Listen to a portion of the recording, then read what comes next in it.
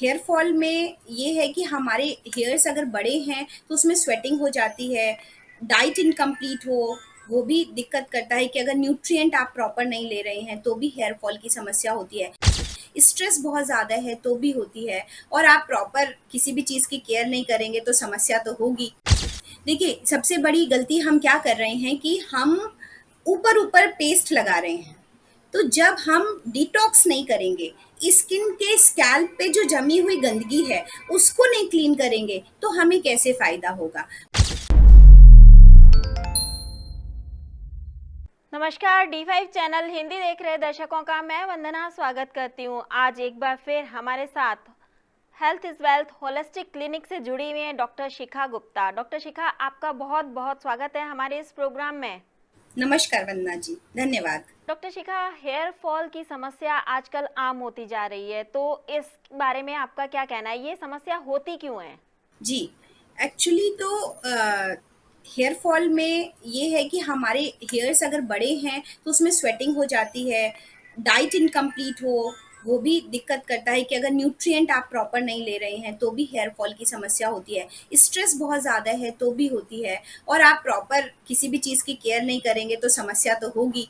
तो एजिंग के साथ-साथ आपको जैसे हर चीज़ का मेंटेनेंस चाहिए, देखभाल करनी है, तो वैसे ही आपको अपने बालों की भी देखभाल करनी है। किस वक्त कहा जा सकता है कि अब आपको हेयर फॉल की समस्या है, या ऐसा कहें कि किस वक्त डॉक्टर के पास जाना चाहिए? कैसे पता चलेगा कि हेयर फॉल शुरू हो गया है? देखिए, ऐसी समस्या आने ही ना दें ना। जैसे आपके लिए डेली दिन भर का खाना-पीना ज़रूरी है कि हमें इतना न्यूट्रिशन चाहिए, हमें इतना पानी पीना चाहिए, हमें वॉक करनी चाहिए, हमें सनबाथ लेना चाहिए, तो वैसे ही हम ये समस्या आने ही ना दें। हम इतना केयर करें हेयर्स की कि ये दिक्कत ना आए। जब किसी को हेयर फॉल की समस्या हो जाए तो उसे क्या करना चाहिए? देखिए, सबसे बड़ी गलती हम क्या कर रहे हैं कि हम ऊपर-ऊपर पेस्ट लगा रहे हैं। तो जब हम डिटॉक्स नहीं करेंगे, स्किन के स्कैल्प पे जो जमी हुई गंदगी है, उसको नहीं क्लीन करेंगे, तो हमें कैसे फ़ायदा होगा? बहुत सारे टिप्स लोग हमसे आते हैं, पूछते हैं, सो कुछ भी लगा लेंगे अगर, जैसे कर्ड भी लगाया या कोई भी पेस्ट लगाया, या मान लीजिए नीम एंटी इन्फ्लेमेटरी है, सो उसको उसका पेस्ट लगाया आपने, नेचुरल पेस्ट ही लगाया, फिर भी फ़ायदा नहीं हो रहा है, क्यों? क्योंकि आपने उसके पहले मसाज नहीं करी, जो बहुत इंपॉर्टेंट है, जो आज की डेट में लोग प्रायोरिटी नहीं देते। कोम्बिंग भी टाइम ज़्यादा टाइम के लिए नहीं करते, बस हल्का सा ऐसे ब्रश मार लिया, वो स्कैल्प पे गया ही नहीं। तो ब्लड सर्कुलेशन इम्प्रूव करना बहुत ज़रूरी है। अब खून के दौरान को इम्प्रूव करने के लिए दो तीन टेक्निक हैं। एक, आप प्रॉपर ऑयल से हेड मसाज कराइए, जो हफ्ते में 2 बार होनी होनी चाहिए, वो लोग नहीं करा रहे। देन सेकेंडरी क्या है, डीप कॉम्बिंग करिए। अगर आप मान लीजिए खुद ही कर रहे हैं, नहीं कोई व्यक्ति है, तो आप गहरी कंघी से अपनी कंघी करते रहिए, काफ़ी 5-7 मिनट ज़रूरी है करना, वो है। नहीं तो एक हेड मसाजर खरीदिए और उससे इलेक्ट्रिकली आप अपने बालों का हेड का मसाज करिए। तो एक तो ये बात हो गई कि आपको अपना ब्लड सर्कुलेशन अपने स्कैल्प पे, अपने हेड पे बढ़ाना है। एक और तरीका है, सर्वांगासन करना भी लाभकारी है, या हेड को नीचे रख के डाउनवर्ड जो पोजेज होते हैं, उनमें भी आप सिर की तरफ अपना ब्लड सर्कुलेशन बढ़ा सकते हैं। तो सबसे बड़ी बात है कि ब्लड सर्कुलेशन को इंक्रीज किया जाए। अब इंक्रीज करना, इसका कोई ऑल्टरनेट नहीं हो सकता, आपको इन्हीं तरीकों से इंक्रीज करना पड़ेगा। इसके बाद जो स्कैल्प पे डेड स्किन पड़ी हुई है, उसको स्टीमिंग करी जाए। तो टॉवेल से, देशी हिसाब किताब हो गया, आज तो स्टीमर्स भी आते हैं, बट टॉवेल को गर्म पानी में डाल के निचोड़ें और उसको हेड पे बांध लिया। थोड़ा थोड़ा प्रेशर भी देते रहें, जिससे आपके स्कैल्प की जो डेड स्किन है वो हटनी शुरू हो। अगर आपको थोड़ा सा गर्म लग रहा है तो आप उसमें बीच में, जैसे हम हमेशा बताते हैं कि ठंडा गर्म इसलिए किया जाए कि आपकी गर्म से जो स्किन है स्कैल्प की, जो पतली होती है, वो बर्न ना हो। सेम बॉडी पे भी है। अगर आप ठंडा गर्म कर रहे हैं, सिर्फ गर्म कर रहे हैं, तो आपकी आउटर स्किन बर्न हो सकती है थोड़ी देर बाद, और जहां तक हमें हीट चाहिए वहां तक नहीं पहुंचती। इसलिए आप अगर उस पर एक ठंडा सा, कुछ हल्का सा ठंडक दे देंगे, ठंडी सिकाई थोड़ी देर कर देंगे, कम समय के लिए ही, और फिर गर्म करेंगे, तो आप ज़्यादा देर तक उस गर्मी को बर्दाश्त कर पाएंगे। तो इसी तरह 3:1 के रेशियो से आप सिर पे ठंडी गर्म सिकाई कर सकते हैं। 3 मिनट गर्म आपने किया तो गर्म करने के लिए 3 मिनट तक आपको टॉवेल को पानी में कम से कम 4 या 5 बार डिप करके लगाना पड़ेगा। और क्योंकि ठंडा 1 ही मिनट करना है तो सादे पानी का एक अलग टब रख लें, उसमें एक तौलिया डालें और उसको वो सादे पानी में ही आप निकाल करके स्कैल्प पे बांध लें। उससे क्या होगा, आप अगली बार अच्छा गर्म पानी अपने स्कैल्प पे दे पाएंगे। आप देखेंगे स्कैल्प पे जितना डेड स्किन है वो भी अपना रिमूव हो रहा होगा और पोर्स खुल चुके होंगे। अब जब स्कैल्प के पोर्स खुल गए हैं तो आप उस पर कोई भी पेस्ट अप्लाई करेंगे जो नेचुरल होगा और वो आपको फायदा करेगा। सिंपली जो पेस्ट हम बताते हैं कम से कम 20 मिनट के लिए उसको रखा जाए, तो वो देशी तरीके से बनाया गया है जिसमें कि हम गुड़हल का फूल और गुड़हल के पत्ते इस्तेमाल करते हैं। मेथी बहुत अच्छा है, तो मेथी 1 चम्मच मेथी आप रात में भिगो दें और सुबह उसको भी उसमें डाल लें। और उसके साथ साथ हम करी पत्ते हैं 5, नीम के पत्ते 5, प्लस अदरक, प्याज और चुकंदर छोटा सा, इतना आप थोड़ा थोड़ा अमाउंट, अदरक बस आधी इंच का टुकड़ा, और 1 चम्मच ऑलिव ऑयल या आप तिल का तेल भी यूज़ कर सकते हैं। इन सबको आप पीस दीजिए एक साथ। आप इसको स्कैल्प पे लगा लें आराम से और 20 मिनट छोड़ दें। या आप हफ्ते में 2 बार कर सकते हैं। अगर आपको ऐसा लगता है तो आप इस पेस्ट को बदल बदल के भी बना सकते हैं। अब आप कुछ भी लगाएंगे, अगर आप कर्ड भी लगाएंगे तो भी फायदा करेगा, लेकिन सिर्फ लगाना तो ऐसा ही है जैसा हम बाहर की स्किन को बिना साफ किए ऑर्नामेंट लगाते हैं, इसलिए वो और ज्यादा नुकसान करता है क्योंकि उस पर पड़ी हुई डस्ट और प्लस आपने उस पर पैक लगा दिया, तो वो फायदा करने के बजाय नुकसान ही कर रही है।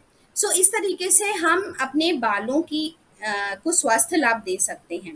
पर इसके साथ ही साथ आपको अपना डाइटरी मैनेजमेंट तो करना ही पड़ेगा। न्यूट्रिशन बॉडी को देना पड़ेगा, अल्कलाइन डाइट लेनी पड़ेगी जिसमें नारियल पानी है, फ्रूट्स हैं, वेजिटेबल्स का ज़्यादा से ज़्यादा उपयोग हम बताते हैं वो लेना चाहिए।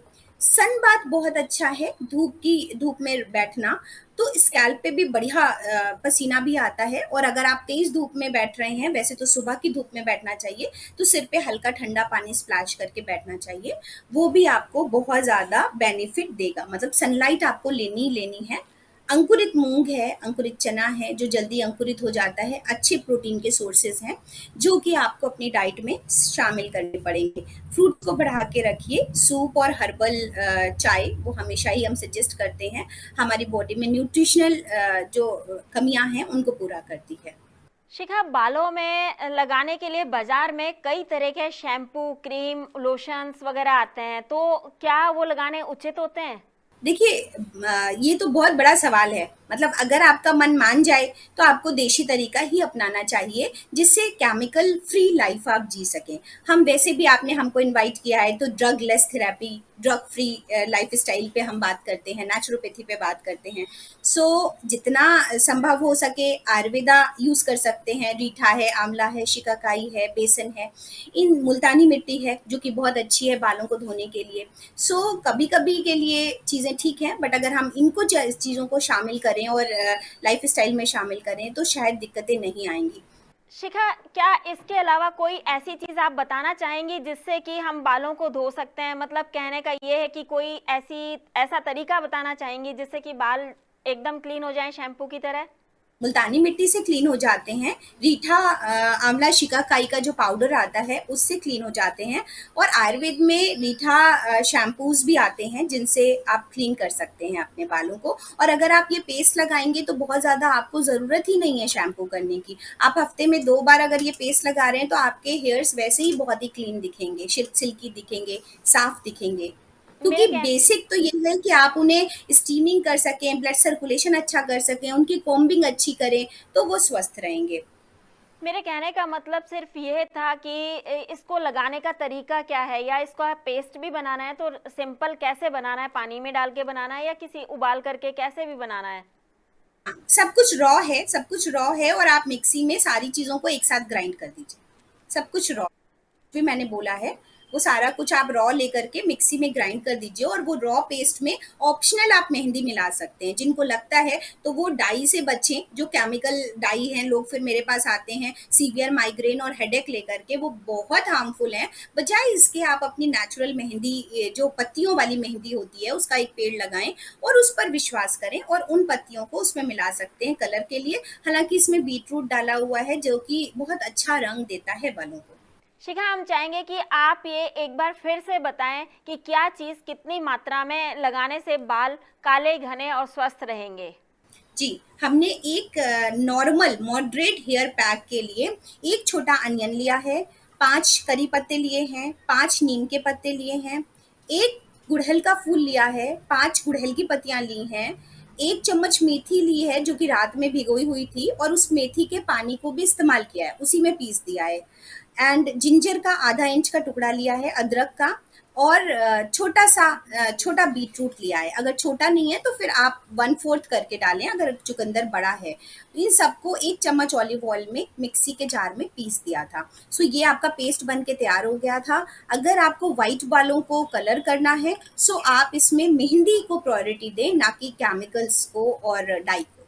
शिखा, खाने के अंदर डाइट कैसी होनी चाहिए? मतलब सुबह से शाम का रूटीन क्या बालों के ऊपर इफेक्ट करता है? जी, बिल्कुल करता है। सबसे बड़ी बात तो पानी, वाटर इनटेक अच्छा होना चाहिए, जो बॉडी को इटसेल्फ डिटॉक्सिफ़ाई करता है। तो कम से कम 3 लीटर पानी तो पीना ही पीना है, और 12 ग्लास आप गिन करके पीजिए। प्लस फिर ध्यान दीजिए कि किस टाइम इंटरवल पे पानी पी रहे हैं। ऐसा ना हो कि खाने के बाद ही सारा पानी पी रहे हैं। तो खाने के 45 मिनट बाद और दूसरे मील के बीच में 3 से 4 ग्लासेस ऑफ वाटर हो जाए। तो ऐसे ही मॉर्निंग का, ऐसे ही मिड डे का एंड ऐसे ही इवनिंग का शेड्यूल प्लान करें, जिससे वो पानी भी आपको फ़ायदा पहुंचाए। और फिर इस तरीके से अल्कलाइन जूसेस आपकी बॉडी में जाना चाहिए। मेथी खाने में भी अच्छा है, तो आप खाने के लिए भी 1 चम्मच मेथी भिगो सकते हैं, बालों के लिए वो अच्छी है। बाकी क्लींजिंग हमने आपको बताई ही, विटामिन सी हमेशा ही बढ़ा के रखना चाहिए, वो भी आपको बहुत फ़ायदा पहुंचाएगा। डॉक्टर शिखा, आप हमसे जुड़ी, आपका बहुत बहुत धन्यवाद। Thank you. अगले एपिसोड में आपसे फिर मुलाकात होगी, तब तक के लिए नमस्कार।